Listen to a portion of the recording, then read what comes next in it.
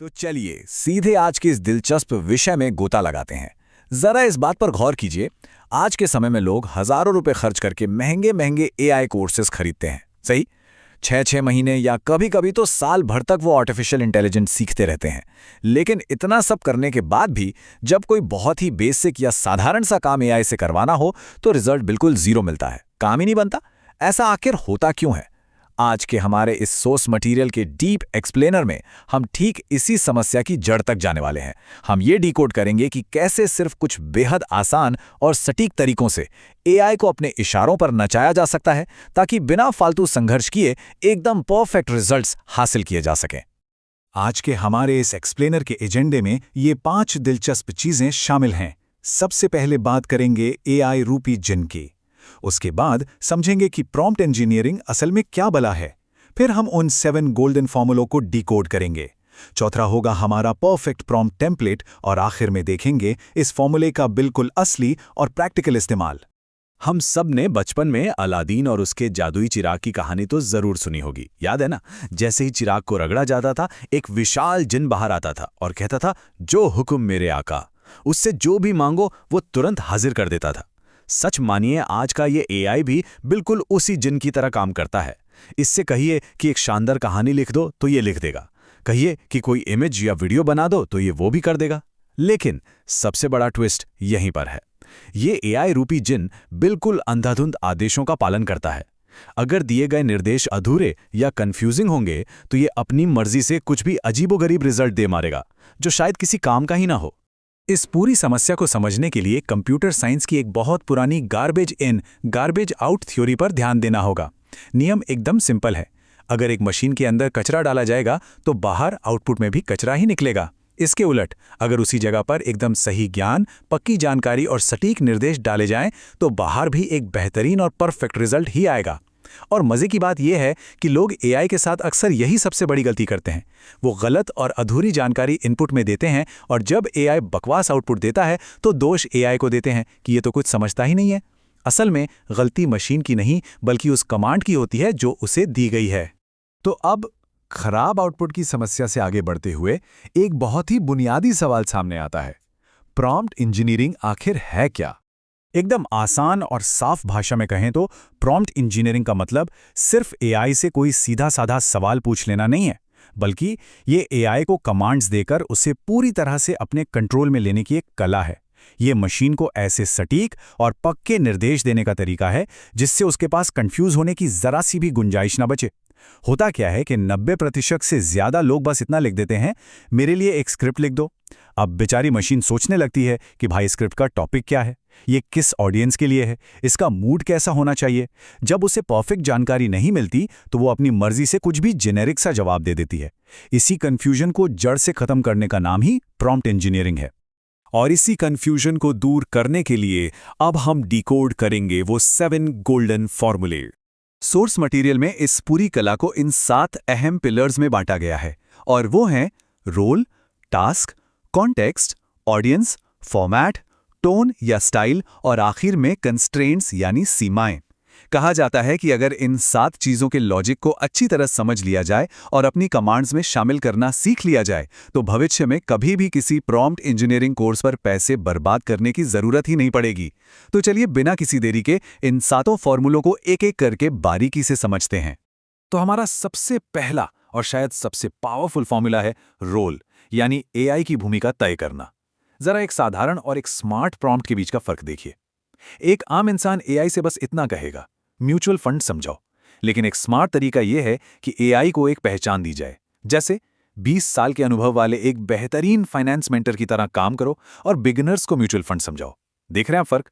जब एआई को कोई खास आइडेंटिटी दी जाती है, चाहे वो एक वर्ल्ड क्लास कॉपीराइटर हो या कोई एक्सपर्ट स्टॉक मार्केट टीचर, तो उसका पूरा सिस्टम और सोचने का तरीका उसी एक्सपर्ट लेवल पर शिफ्ट हो जाता है और फिर जवाब भी उसी ऊंचे स्तर का मिलता है।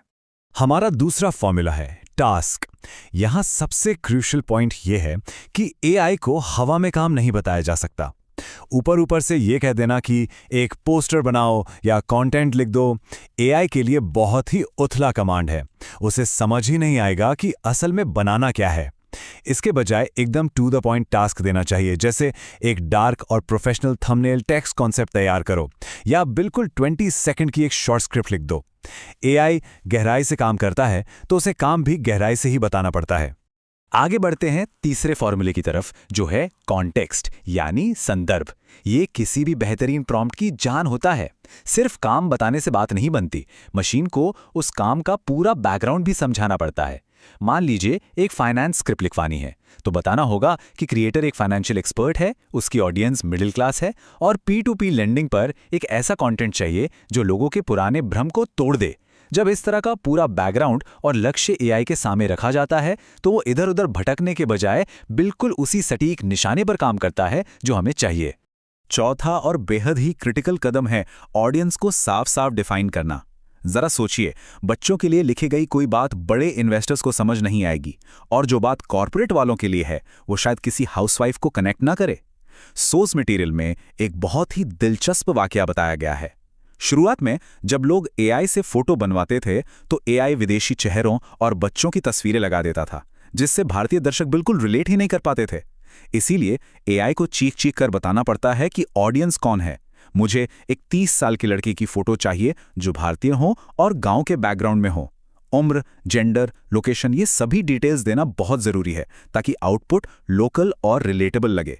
हमारा पांचवा नियम है फॉर्मेट तय करना, और यकीन मानिए ये वो चीज है जिसे ज्यादातर लोग बिल्कुल नजरअंदाज कर देते हैं। एआई को बताना पड़ता है कि आउटपुट का फिजिकल स्ट्रक्चर कैसा दिखेगा। क्या वो जानकारी 5 छोटे बुलेट पॉइंट्स में चाहिए या फिर एक साफ सुथरी टेबल के रूप में?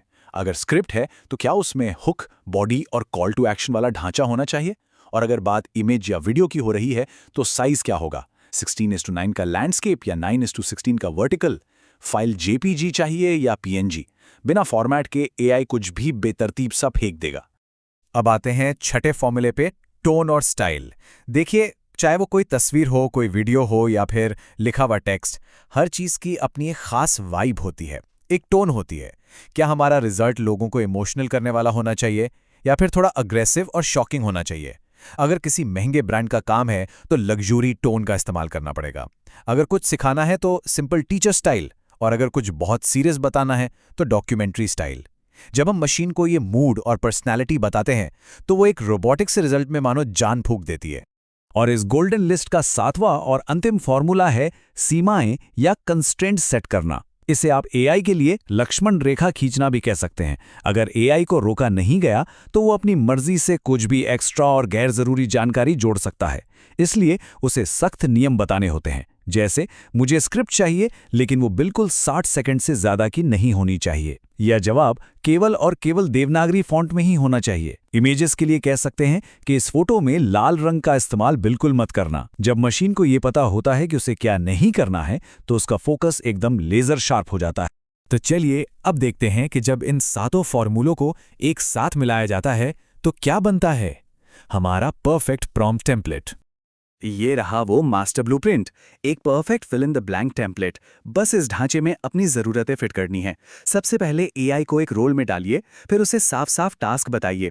उसके बाद पूरा कॉन्टेक्स्ट समझाइए, अपनी टारगेट ऑडियंस को डिफाइन कीजिए, किस फॉर्मेट में आउटपुट चाहिए वो तय कीजिए, उसकी टोन या स्टाइल सेट कीजिए और आखिर में अपनी सीमाएं लगा दीजिए। सोर्स के मुताबिक अगर किसी भी कमांड को इस सांचे में ढालकर एआई को दिया जाए तो दुनिया का कोई भी एआई कंफ्यूज नहीं हो सकता। वो आपको सबसे सटीक और बेहतरीन रिजल्ट ही देगा। थ्योरी तो बहुत हो गई, अब बारी है प्रैक्टिकल की। आइए देखते हैं इस फॉर्मूले का असली इस्तेमाल। सोर्स मटेरियल में दिया गया ये उदाहरण बहुत ही शानदार तरीके से दिखाता है कि ये फ्रेमवर्क रियल लाइफ में काम कैसे करता है। इसमें एक टास्क लिया गया, तत्वम नाम के एक ब्रांड के लिए लग्जरी परफ्यूम की बोतल डिजाइन करना। इसे बस 3 सिंपल स्टेप्स में किया गया। स्टेप 1, चैट जीपीटी में वही 7 पिलर्स वाला परफेक्ट प्रॉम्प्ट टेम्पलेट डाला गया। स्टेप 2, खाली जगहों पर तत्वम ब्रांड का नाम, उसकी लग्जरी टोन और डिजाइन से जुड़े सभी कॉन्टेक्स्ट और कंस्ट्रेंट्स एकदम बारीकी से भर दिए गए। और स्टेप 3, बस इमेज जनरेट करने का कमांड दे दिया गया। और जानते हैं क्या हुआ? कुछ ही सेकंड्स के अंदर एआई ने एक बेहद प्रीमियम लग्जरी परफ्यूम की बोतल तैयार कर दी, जिस पर ब्रांड का लोगो भी बिल्कुल परफेक्ट जगह पर लगा हुआ था। कोई कंफ्यूजन नहीं। यह है एक स्ट्रक्चर्ड प्रॉम्प्ट का असली जादू। सोर्स मटेरियल का विश्लेषण करते हुए यहाँ ये बताना भी जरूरी है कि उसमें कुछ अतिरिक्त रिसोर्सेज भी शेयर किए गए हैं। जो लोग इन प्रॉम्प्ट्स को खुद आजमाना चाहते हैं उनके लिए 50 एडवांस्ड एआई प्रॉम्प्ट्स की एक ई-बुक का जिक्र किया गया है। साथ ही जो लोग एआई की इस दुनिया में और गहराई तक जाना चाहते हैं उनके लिए व्हाट्सएप के माध्यम से तत्वम एआई की कुछ खास क्लासेस का विकल्प भी मौजूद है, जिसके लिए सोर्स में कुछ सीक्रेट कूपन कोड्स और लिंक्स दिए गए हैं। ये जानकारी पूरी तरह से उन लोगों के लिए है जो इस विषय पर अपनी नॉलेज को और आगे ले जाना चाहते हैं। तो इन सब बातों और इस पूरे विश्लेषण के बाद एक बहुत ही गहरा सवाल जो हम सबको खुद से पूछना चाहिए, क्या हमारे कमांड्स अभी भी एआई को कंफ्यूज कर रहे हैं? आज के इस एक्सप्लेनर से एक बात तो शीशे की तरह साफ हो जाती है कि एआई चाहे कितना भी एडवांस क्यों ना हो जाए, वो तभी अच्छा काम करेगा जब हमारे निर्देश स्पष्ट होंगे। ये 7 गोल्डन फॉर्मूले सिर्फ कोई तकनीकी नियम नहीं है, बल्कि ये एक मशीन के साथ सही और सटीक बातचीत करने की कला है। तो अगली बार जब एआई के सामने कुछ टाइप करें तो जरा रुककर सोचिएगा, कहीं कचरा इनपुट देकर किसी चमत्कार की उम्मीद तो नहीं की जा रही है। एक्सप्लोर करते रहिए, सीखते रहिए और देखिए कि ये सही प्रॉम्प्ट्स आपके लिए क्या-क्या नए दरवाजे खोल